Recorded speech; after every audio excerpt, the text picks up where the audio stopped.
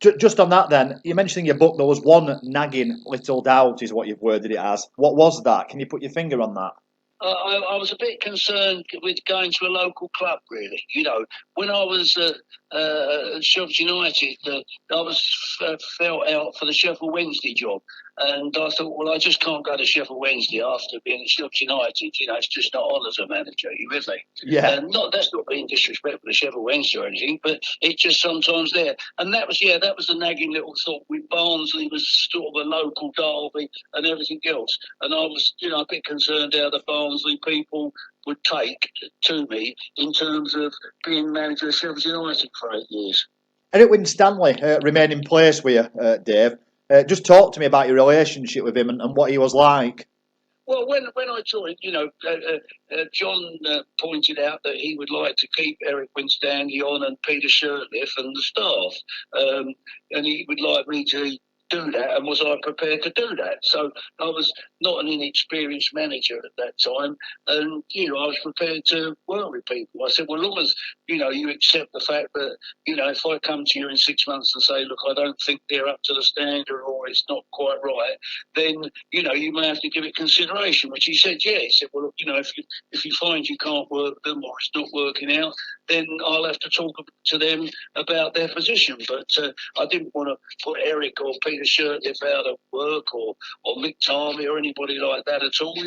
It's always difficult when football comes around. So I'd come to Sheffield United in a similar circumstances, although after that 6 months I did change a lot of staff then because I thought it was necessary. But I came in, I knew Eric was, I'd met him on the road and he was always chatty, and Peter Shirtliff I knew from his time at Wednesday, and I knew he was a good lad at Chalk and everything else. So I thought, well, let's go and see. And it was right. Eric was very experienced in the game. He knew the game. He was a good coach, and Peter Shirtliff was as well. And we blended well. We went on pre-season tour, and I got on well with them. And and as I say, there was no problems. I found them, good and loyal people, and willing to work the way I wanted. And we got on, and I thought we were successful with what we did. Yeah, let's talk about that pre-season then, Dave. Obviously, you've decided you're going to join Barnsley, and I have no doubt that transfer funds were mentioned in those negotiations. In your book, it mentions about £1 million being available. I just wondered how you went about identifying where this money would be spent. A manager comes into a team, and you're quite new at that time. You've got to try and gather all that information, intelligence as to where the gaps are and where the weaknesses are, or where the strengths lie. Well, John didn't exactly say an exact figure. John's quite clever, but he said there was some money available, because of the transfer. But really, I had to go there and work with the players that were there. I wasn't going to jump to any conclusions. I knew that, Nicky Eden was there, Chris Morgan was there, Darren Barnard, Bruce Dyer, who I'd worked with at Palace. There was Craig Ignit, who I knew quite well. Appleby was there, Tinkler. So, basically, I thought, well, I've got to go and work with these people and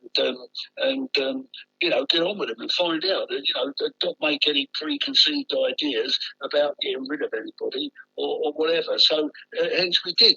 Really, I'm just trying to think. I'm not sure I brought anybody in before the season started. I think it started to move a little bit after the season had started. So, yeah, I mean, basically, I had to decide and decide what was happening.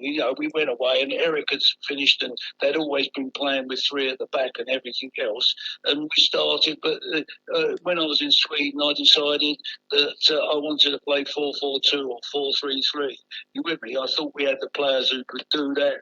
I realised whilst Nicky was a good right back, he could play a right midfield role very well. And so could Darren Barnard, who was a wing back as well. And they were more than capable playing. They both understood their game, etc.